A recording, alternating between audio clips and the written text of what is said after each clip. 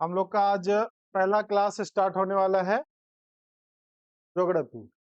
कौन सा क्लास चलेगा? ज्योग्राफी, भूगोल। नाम ही है भूगोल। भू मतलब पृथ्वी, भू मतलब धरा, धरातल, इसी को बोलते हैं। गोल मतलब गोल। पृथ्वी कैसा है? गोल है। इस तरह से आपको दिखेगा, है ना।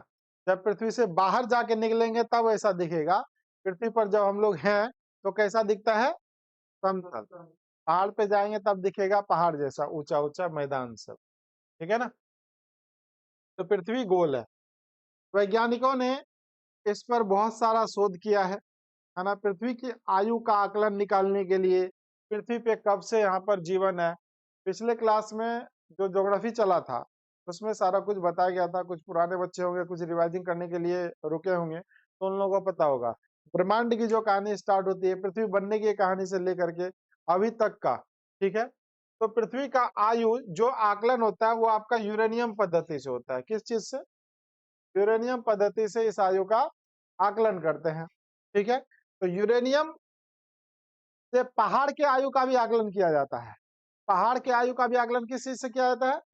यूरेनियम से किया जाता है। अब इस पृथ्वी पर हम लोग रहते हैं तो बहुत सारा शोध चल रहा है।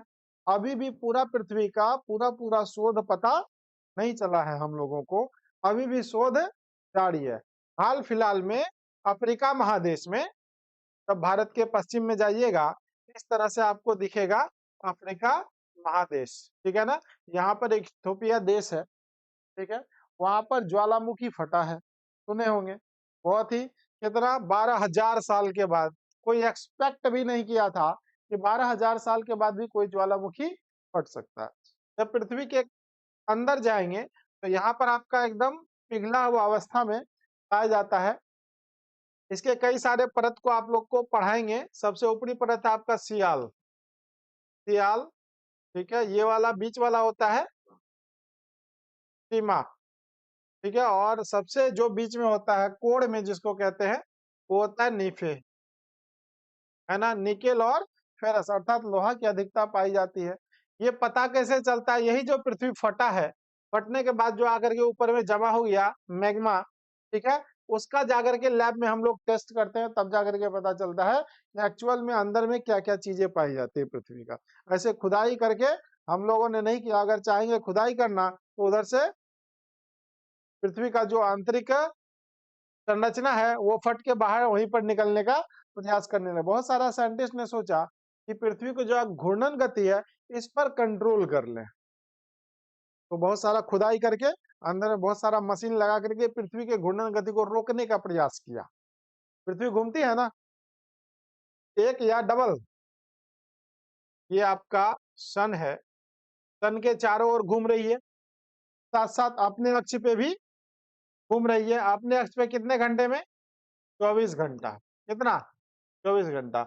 और पृथ्वी का पूरा पूरा एंगल कितना होता है? तो 60 डिग्री का। एक कोण कितने का होता है? 90 डिग्री। एक कोण कितने का होता है? 90 डिग्री का होता है। तो दो कोना कितना का हो जाएगा? तो यहाँ से यहाँ तक 180 हो जाएगा। और पूरा पूरा, तो ये पूरा पूरा गोला कितना का हो जाएगा? 360 डिग्री का। और 360 डिग्री घूमने में कितना समय लग रही है? 24 घंटे का समय लग रही है। कितने घंटे का? 24 घंटे का। और डिग्री कितना है? 360 डिग्री कितना है? 360 घंटा कितना लग रहा है? 24 घंटा। अब इसी डिग्री पर साइंटिस्ट लोगों ने बहुत सारा प्रयोग किया और यहाँ पर बहुत सारा रेखा का भी निर्माण किया। आप पृथ्वी पर जाकर के कोई भी रेखा खोजिएगा तो रेखा मिलेगा नहीं, लेकिन काल्पनिक रेखाएं हैं। जब ये ग्लोब लेंगे आप, ग्लोब पर ये मानचित्र पर दिखेगा, यहाँ पर बहुत सारी रेखाएं खींची गई है, तो इसका अलग अलग नाम दे दिया गया है। ठीक है। ये आपका होता है नॉर्थ पोल, ये होता है साउथ पोल। उत्तरी ध्रुव से दक्षिणी ध्रुव को मिलाने वाली रेखा को कहते हैं देशांतर रेखा, लॉन्गिट्यूड। इस रेखा का क्या नाम दिया गया है? देशांतर रेखा, लॉन्गिट्यूड कहते हैं। और एक रेखा होता है जो, ये तो आपका उत्तर हो गया, ये दक्षिण हो गया, तो इधर क्या होगा? पूरब और इधर पश्चिम। तो पूरब से पश्चिम मिलाने वाली जो रेखाएं हैं, ठीक है, इसको कहते हैं अक्षांश। ये क्या कहलाता है? देशांतर। और ये क्या कहलाता है? तो सबसे पहले ज्योग्राफी में बेसिक चीज देशांतर और अक्षांश को ही पढ़ना होता है। ठीक है, ये आपका अक्षांश रेखा। कौन सी रेखा है? अक्षांश रेखा है। ठीक है, तो ये पृथ्वी पर जाग रही है, कहीं पर ढूंढिएगा तो वो मिलेगा नहीं। ये काल्पनिक रेखाएं हैं। वैज्ञानिकों ने या मानवों ने, हम लोग अपनी वस्तु स्थिति का एग्जैक्ट लोकेशन का पता लगाने के लिए इस रेखा का प्रयोग करते हैं। ठीक है, अगर कहते कि 20 डिग्री देशांतर पर आ जाओ तो आप कहाँ रुकते? यहाँ या यहाँ या यहाँ या यहाँ? पता नहीं होता, हम बोलते हैं 20 डिग्री पे आ जाओ। ठीक है, तो 20 डिग्री पे आकर के किस लोकेशन में आप खड़ा होते? क्योंकि यहाँ से यहाँ तक तो वही रेखा है ना, बात समझे? इसीलिए एक और रेखा खींचा गया, ये वाला। तो कुल मिलाकर के वो दोनों कैसा बन जाएगा? वो दोनों बन जाएगा आपका इस टाइप का रेखा। पृथ्वी पर आपको इस टाइप का दिखाई देगा, एकदम जालनुमा संरचना। ये आपका देशांतर रेखाएं है। इसमें 100 टोटल आपका 360 रेखा है। सब खींचना संभव नहीं है यहाँ पर। इस तरह से जालनुमा संरचना दिखेगा या नहीं दिखेगा? पृथ्वी पर ऐसा ही जालनुमा संरचना देखने को मिलेगा। क्या हम कहना क्या चाह रहे थे? यहाँ से सवाल कैसे बनता है ना? क्या क्या चीजें हैं जो इनमें छुपी हुई है। ठीक है, जो देशांतर रेखाएं हैं, देशांतर रेखा यहाँ से यहाँ, यहाँ से यहाँ, हर डिग्री पर लाइन खींचा गया है। हर डिग्री पे लाइन खींचा गया है। इधर भी हर डिग्री पे लाइन खींचा गया है। तो टोटल डिग्री कितना है भाई? 360 है। कितना है? 360 है। तो रेखा की संख्या टोटल कितना हो जाएगा? 360। कितना हो जाएगा? 360। अर्थात देशांतर बराबर, देशांतर बराबर कितना है? 360। देशांतर रेखा की कुल संख्या कितना है? ये सवाल बन गया ना? बढ़िया से समझिए, हर एग्जाम में और हर सिलेबस में आपका ये चैप्टर मेंशन है। बात समझ में आया? और यहाँ से सवाल पूछा जाता है। बार बार एक ही चीज को पढ़ाने में अच्छा लगता नहीं है। ठीक है, तो टोटल संख्या कितना है देशांतर का? 360 है। अब जरा देखिए यहाँ पर, क्या ये वाला दूरी और ये वाला दूरी और ये वाला दूरी बराबर है क्या? नीचे आ रहे हैं तो बराबर है क्या? नहीं है। क्या हो रहा है? मेन रीजन क्या चल रहा है इसमें? दो रेखा के बीच की दूरी बीच में सबसे ज्यादा होगा। जैसे ऊपर जाएंगे तो घटेगा, नीचे जाएंगे तो भी घटेगा। घटेगा या नहीं? क्योंकि सभी रेखाएं आपस में ध्रुव पे आकर के मिल जाती है। यहाँ पर भी मिल जाती है। मिलती है या नहीं मिलती है? बताइए। तो कहने का मतलब है, सवाल बनता है, क्या दो देशांतर रेखा के बीच की दूरी हमेशा बराबर होती है? नहीं होती है। समझ में आ गया ना? ये सब चीज रटने वाला नहीं है, समझने वाला है। ठीक है, देशांतर को समझिए। देशांतर क्या होता है? उत्तर ध्रुव से दक्षिण ध्रुव को मिलाने वाली रेखा को क्या कहते हैं? देशांतर कहते हैं। क्या दो देशांतर रेखा के बीच की दूरी हमेशा बराबर होती है? तो नहीं होती है। ठीक है, अब जानते हैं जरा, ये जो अक्षांश रेखा है, यहाँ पर जितना दूरी है, यहाँ पे जितना दूरी है, यहाँ पे जितना दूरी है, यहाँ पे जितना है, यहाँ पर जितना है, यहाँ पर जितना है, क्या सब जगह बराबर है? बराबर है या नहीं है? बिल्कुल बराबर है। क्योंकि ये वाला जो रेखा, यहाँ पर जितना दूरी है, यहाँ भी उतना ही है और यहाँ पर भी उतना ही है। लेकिन ये वाला रेखा में यहाँ पर छोटा है, यहाँ बड़ा, यहाँ बड़ा, यहाँ सबसे बड़ा, फिर इधर छोटा, फिर छोटा, फिर छोटा। हो रहा है ऐसा? लेकिन वो वाला रेखा में आप देखेंगे सब जगह बराबर है। इसलिए इस अक्षांश रेखा को हम लोग समांतर रेखा भी कहते हैं। समांतर होता है बराबर, दोनों के बीच की दूरी जब बराबर हो उसको क्या कहते हैं? समांतर रेखा। दो रेखाएं खींची गई है, जब आपस में आगे कहीं पर नहीं मिले, मैथमेटिक्स में आप लोग पढ़ते हैं, उसको क्या कहते हैं? समांतर रेखा या पैरेलल लाइन बोलते हैं।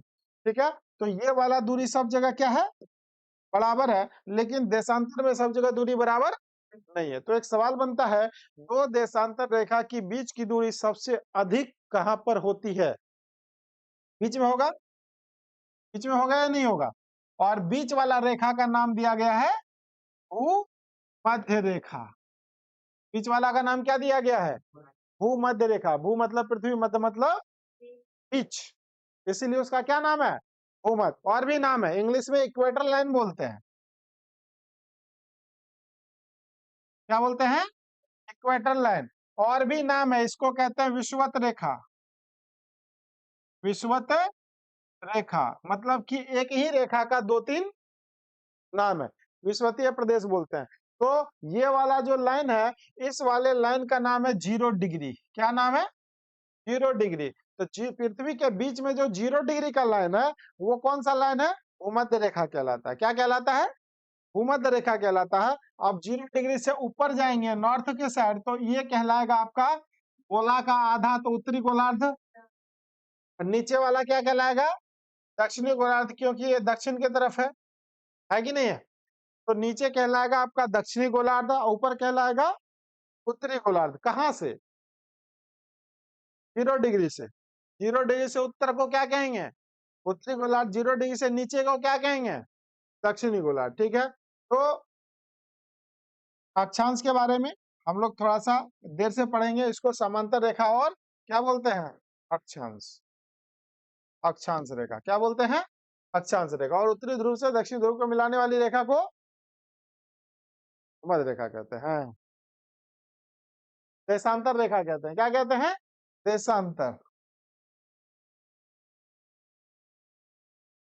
देशांतर रेखा की कुल संख्या कितनी है, 160। क्या दो देशांतर के बीच की दूरी हमेशा बराबर होती है, नहीं होती है। तो सबसे अधिक दूरी देशांतर के बीच कहां पर होती है, भूमध्य रेखा पे होती है ना। यहाँ पे सबसे ज्यादा दूरी है या नहीं है। अच्छा बताइए, यहाँ से लेकर के यहाँ का दूरी मतलब 1 डिग्री का, क्योंकि हर डिग्री पे एक लाइन है, 1 डिग्री का होगा ना। 1 डिग्री, 1 डिग्री देशांतर बराबर कितना होता है, क्या सब जगह बराबर होगा, नहीं होगा। तो सबसे अधिक कहाँ होगा, विषुवत रेखा पे, भूमध्य रेखा पे सबसे अधिक होगा। तो 1 डिग्री देशांतर बराबर 111.32 किलोमीटर होता है, ये सबसे अधिक दूरी है। और ये होगा विषुवत रेखा पे। और जैसे ही एक कदम ऊपर जाएंगे तो घटेगा, और नीचे जाएंगे तो भी घटेगा।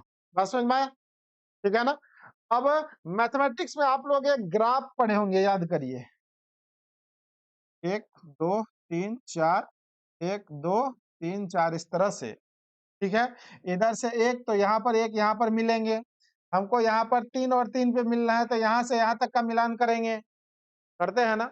उसी तरह सेम टू सेम यहाँ पे, अगर हम यहाँ पर खड़े हैं तो हमको इधर से भी रेखा लाना पड़ेगा और इधर से भी रेखा लाना पड़ेगा, तब तो पता चलेगा भारत इसी में कहीं ना कहीं है समाया हुआ, है या नहीं है।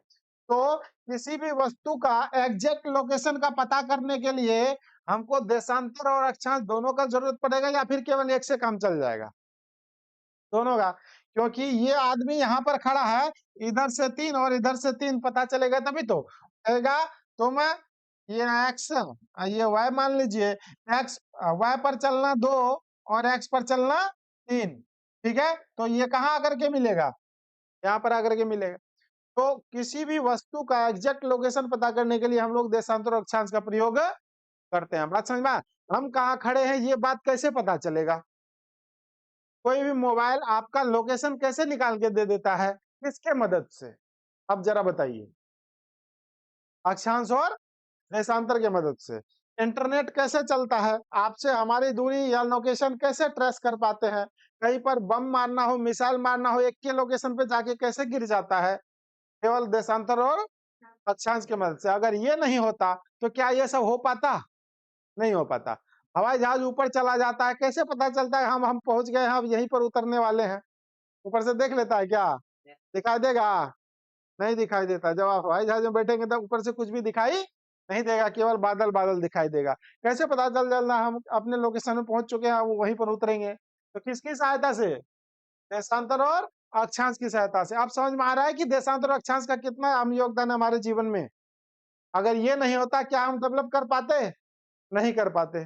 बात समझ में आया, इसकी सहायता से ही सारा कुछ चल रहा है। अभी दुनिया में सभी दिशा निर्धारित है किसकी सहायता से, देशांतर और अक्षांश की सहायता से। अगर ये ना होता तो एग्जैक्ट लोकेशन का पता हमको चलता ही नहीं।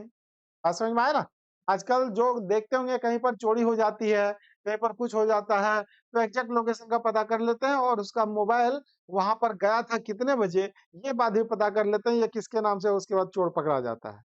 तो ये होता है लोकेशन ट्रस्ट की वजह से। और लोकेशन हुआ है किसके वजह से? देशांतर और अक्षांश की वजह से। अब बात समझ में आया देशांतर और अक्षांश का क्या महत्वपूर्ण योगदान है। ठीक है, अब जरा बताइए, इसी में कहीं ना कहीं भारत होगा कि पृथ्वी से बाहर है, चांद पे? बोलिए, पृथ्वी पे ही ना है। तो ये आपका है 0 डिग्री से थोड़ा सा ऊपर, 0 डिग्री से थोड़ा सा ऊपर, इस तरह से आपको भारत देखने को मिलेगा। उतना ही छोटा है, बाद बाकी पृथ्वी इतना बड़ा है। जब वर्ल्ड का मानचित्र आप लोग देखिएगा तो उतना ही भारत आपको दिखेगा। भारत में कौन सी रेखा गुजरती है? 0 डिग्री। कैसे पता करेंगे, कैसे पता चलेगा? ठीक है, तो भारत यहां से आ रहा है और यहाँ को है, इधर यहाँ से और यहाँ से, इतना ही डब्बा में बंद है। अगर भारत में जहाज को जाना हो तो उतना ही देशांतर और अक्षांश के माध्यम से जाएगा, नहीं इसका दूसरा उछल जाएगा दूसरे देश में। बात समझ में आ रहा है ना? अगर मिसाइल गिराना हो, मिसाइल आपका इस तरह से वर्टिकल नहीं चलता है कभी भी। मान के चलिए सामने कोई बड़ा सा बिल्डिंग आ गया तो यहीं पर न टकरा जाएगा। मिसाइल कैसे मारा जाता है? मिसाइल सीधा ऊपर जाता है और जहां उसको गिरना है एकदम सीधा ऐसे जाता है। बात समझ में? कोई भी मिसाइल कैसे चलता है? सीधा ऊपर जाएगा बादल के ऊपर, और जहां गिरना है वहां जाकर के वो गिरेगा। ऐसे जब जाएगा तब नीचे में रह जाएगा। बात समझे ना? तो ये सब चलता है किसके मदद से? देशांतर और अक्षांश की मदद से, देशांतर और अक्षांश की मदद से। तो भारत भी कहीं ना कहीं होगा। तो भारत का एग्जैक्ट लोकेशन भारत के परिचय वाले चैप्टर में आप लोग पढ़ते हैं कि भारत का एग्जैक्ट लोकेशन कहां से कहां तक है। ये हमारा है प्यारा सा भारत। ठीक है, आप लोग भी मानचित्र बनाने के लिए सीखिए, और नहीं सीखिएगा तो फिर दिक्कत होगी, बहुत पेज बर्बाद होगा आपका। ठीक है, तो भारत का लोकेशन यहाँ पर आपको दिखेगा। यहाँ से लेकर के यहाँ तक जो देशांतर होगा, देशांतर ही है ना, होगा या नहीं होगा? भारत का जो देशांतर है लगभग 67 पॉइंट समथिंग है, तो इसको लगभग मान लेते हैं 68। कितना?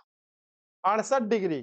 ठीक है, यहाँ 97 पॉइंट समथिंग है, तो इसको मान लेते हैं लगभग 98 डिग्री। कितना?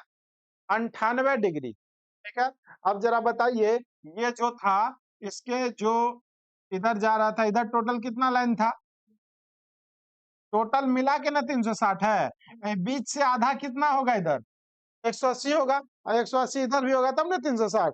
तो 0 डिग्री से जब हम लोग इधर को जाएंगे तो इधर यहाँ हमारा कहीं ना कहीं भारत है। तो भारत का स्टार्टिंग बिंदु होता है 68 से 98 डिग्री के बीच। कितना से कितना? 98 डिग्री के बीच। इस कारण से हमारे भारत में समय रेखा भी फिक्स किया गया है इलाहाबाद के नैनी से, है ना? यहाँ पे इलाहाबाद से ये कितना डिग्री पर है? 82.5 डिग्री पूर्वी देशांतर। नहीं पढ़े हैं? किसी को कभी तो कभी जिंदगी में ये सवाल जरूर आया होगा और बहुत बार पूछता है कि भारत का समय रेखा कितना डिग्री पर है? 82.5 डिग्री पूर्वी देशांतर। तो पूर्वी और पश्चिमी, पश्चिम में भी वो होगा, क्योंकि ये वाला 0 डिग्री का लाइन इधर जाते हैं तो क्या कहलाता है? पूरब कहलाता है। इधर आएंगे तो पश्चिम कहलाएगा। तो ये वाला लाइन के इधर जाएंगे तो पूरब पूरब पूरब लिखाएगा, और इस वाले लाइन के पश्चिम में आएंगे तो पश्चिम पश्चिम लिखाएगा। यहाँ पर 0 है तो इधर 1 2 3 4 5 6 7 10 20 50 180 आएगा। आएगा या नहीं आएगा? इधर भी 0 1 2 3 4 5 6 7 8 9 10 20 50 180 तक आएगा। आएगा या नहीं आएगा? ठीक है, तो क्या 82.5 डिग्री या सिर्फ 68 डिग्री पश्चिम भी होगा कहीं पर? 68 डिग्री पश्चिम कहीं पर लिखा होगा? आराम से होगा, क्योंकि इधर पश्चिम में भी तो आप 0 से लेकर 180 तक पहुंचते हैं, इधर भी 0 से लेकर 180 तक पहुंचते हैं। तो कुल मिलाकर के वही बात उधर भी 1 2 3 लगा हुआ होगा, लेकिन उधर लिखा होगा पूरब और इधर लिखा होगा पश्चिम। कभी कभी ये सवाल में बच्चे कंफ्यूज कर जाते हैं। पूछ लिया भारत का समय कितना है, 82.5 खाली। तो 82.5 क्या? यहाँ ऑप्शन में लगल रहता है पश्चिम, और एगो ऑप्शन रहेगा 82.5 डिग्री पूरब। Option number A B C, और ये रहेगा डी में, अंतिम में देखा फटाक से मार के निकल गया, और वही गलत हो जाता है। सही बात है कि नहीं है? वही सवाल आपका गलत होता है, आपको पूरब और पश्चिम में फर्क जानना पड़ेगा क्या होता है। बात समझ में आ गया ना? भारत का ये स्टार्टिंग बिंदु है। 68 से लेकर के 98 तक लगभग आ जाता है आपका 30 डिग्री का डिफरेंस। कितना? ये सवाल भी कई बार पूछा है मेरे भाई। भारत का पूरब और पश्चिम में कितने डिग्री का अंतर है? कितना है? कोई दिक्कत नहीं ना? अब भारत यहाँ पे बीच में है, तो यहाँ पर जो इंडिया है, यहाँ तो 0 से ऊपर है कि नहीं है? तो ये स्टार्टिंग होता है आपका 8 डिग्री 4 मिनट से लेकर के इधर आता है 37 डिग्री तक। कितना? 37 डिग्री 6 मिनट के आसपास तक। ठीक है, कहाँ से स्टार्ट हुआ? 8 डिग्री से। कहाँ तक गया? 37 डिग्री तक। और भी ऊपर जाते तो 90 डिग्री तक पहुंचते। कितना तक पहुंचते? 90 डिग्री तक। क्योंकि 0 डिग्री से ऊपर यहाँ तक पहुंचते हैं हम 90 डिग्री, क्योंकि ये वाला कोण देखिए, ये वाला कोण जो होता है, ये वाला कोण कितना डिग्री का है? तो यहाँ से यहाँ तक पहुंचने में मात्र 90 ये को लाइन होगा। और ये लाइन जो है, ये सीधा होकर के इधर बराबर होकर के चारों तरफ से घूमती है। अगर ये पृथ्वी है तो ये चारों तरफ से लाइन घूमती है, आधा तो है नहीं। इस कारण से ये वाला लाइन एक अगर डिग्री जाएगा तो एक इधर भी जाएगा, इधर भी जाएगा, चारों साइड जाएगा। तो कुल मिलाकर के यहाँ आते तक कितना लाइन पहुंच गया? 90 लाइन। क्योंकि ये डिग्री कितना है? ये वाला कोण कितने का होता है? 90 का। तो हर लाइन पे ना चारों तरफ से है ना, कि ऐसा थोड़ी है उधर 50 है इधर 100 हो गया, ऐसा तो नहीं है। तो हर डिग्री पर लाइन होने के कारण वो वाला लाइन ऊपर में कितना बनाएगा? 90। और नीचे में कितना होगा? 90। समझ में आया बात? तो अक्षांश रेखा की कुल संख्या 90 + 90 कितना हो गया? 180 हो गया। कितना हो गया? 180 हो गया। अब यहाँ पर काफी ज्यादा विवाद आता है। कोई कहता है ये 0 एक ठो फालतू हो गया, क्योंकि 90 में था, इधर 0 से 1 से स्टार्ट किए थे, 0 जोड़े थे। बोलिए, 1 से स्टार्ट किए थे या 0 जोड़े थे? 0 से स्टार्ट किए थे। 0 1 2 3, तो 1 प्लस हुआ ना? 90 काउंट कर लिए तो 90 + 90 180, और प्लस 1 0, तो टोटल कितना हो गया?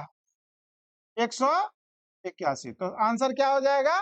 181। ठीक है, तो अक्षांश रेखा की कुल संख्या 181 है, लेकिन फिर भी ये विवाद का विषय बना हुआ है।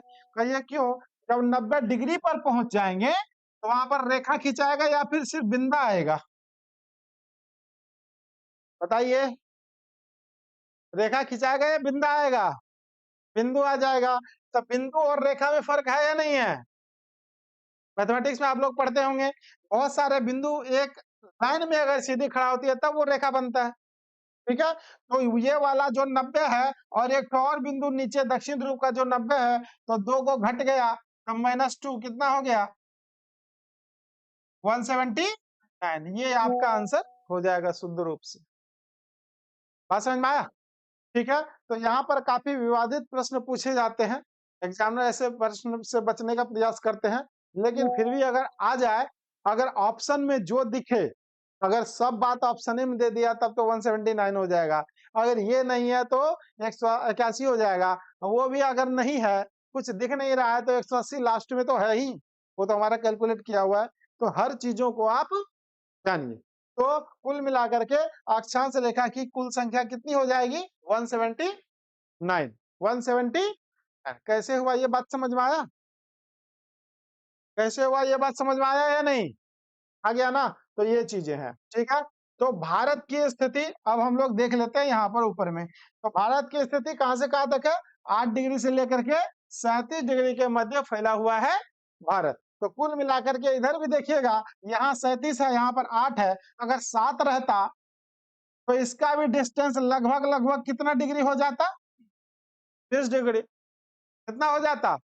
30 डिग्री। अब जरा बताइए, 30 इधर से 30 इधर से, तो ये क्या बन जाता है? चतुर्भुज। इसलिए सवाल पूछा जाता है, भारत की आकृति कैसी है? चतुर्भुज है। कैसा है? समझ में आ गया सवाल? ऐसे ही आपका सवाल आता है। कोई दिक्कत यहाँ तक में? कोई डाउट है तो पूछिए। देशांतर अक्षांश का बेसिक बात समझ में आया? देशांतर अक्षांश का हमारे जीवन में क्या प्रयोग है, ये बात समझ में आया? क्या प्रयोग है बताइए? देशांतर अक्षांश का हमारे जीवन में क्या प्रयोग है? लोकेशन पता करने के लिए सबसे बढ़िया उपाय, गूगल बताओ एटलीस्ट क्लास कहाँ है, बता देगा, क्योंकि हमने भी लोकेशन डाला हुआ है। रास्तों बता देगा, इधर इधर से जाना है, पहले 4 बार रणभूमि का घूम लेना है, ऐसे ऐसे उसके बाद आना है। ऐसा भी करता है कोई कोई लोग, है ना, पहली बार जब आ रहा होता है तो कहने का मतलब है आप देशांतर अक्षांश के सहायता से लोकेशन का पता आसानी से कर सकते हैं। बात समझ में आया ना? और साथ साथ दुनिया में जितना भी टेक्नोलॉजी चल रहा है, हवाई जहाज उड़ रहा है ना, ये सब किनकी सहायता से उड़ रहा है?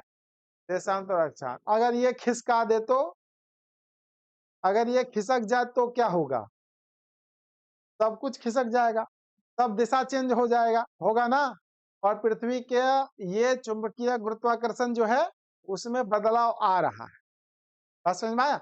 उत्तरी ध्रुव धीरे धीरे, उत्तरी चुंबकीय जो ध्रुव है वह धीरे धीरे कनाडा में पूरब की ओर खिसक रहा है। बात समझे? तो ये धीरे धीरे बदलाव आएगा, क्योंकि आपको पढ़ाएंगे हम पृथ्वी का जो झुकाव है वह कितना डिग्री का है?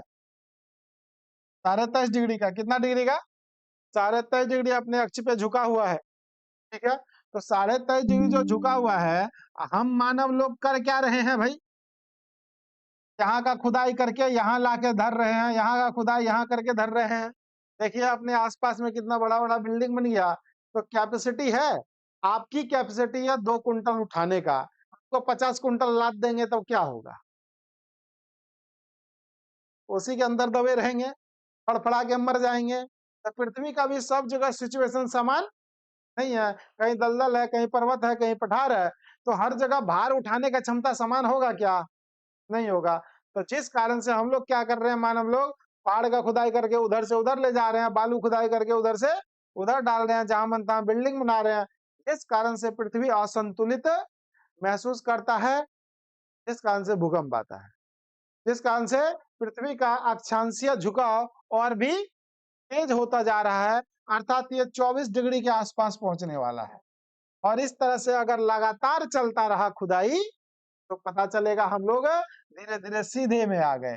और जैसे ही यह ध्रुव यहाँ पर खिसक के आ जाएगा तो पृथ्वी पर से जीवन समाप्त हो जाएगा, क्योंकि पृथ्वी के झुकाव के कारण ही यहाँ पर मौसम बदल रहा है। हमारे यहाँ जो ठंडी, गर्मी, बरसात ये सब आता है ना, पृथ्वी के अक्षांशीय झुकाव के कारण ही हो पाता है। अगर अक्षांशीय झुकाव नहीं होता तो यहाँ पर जीवन संभव भी नहीं था।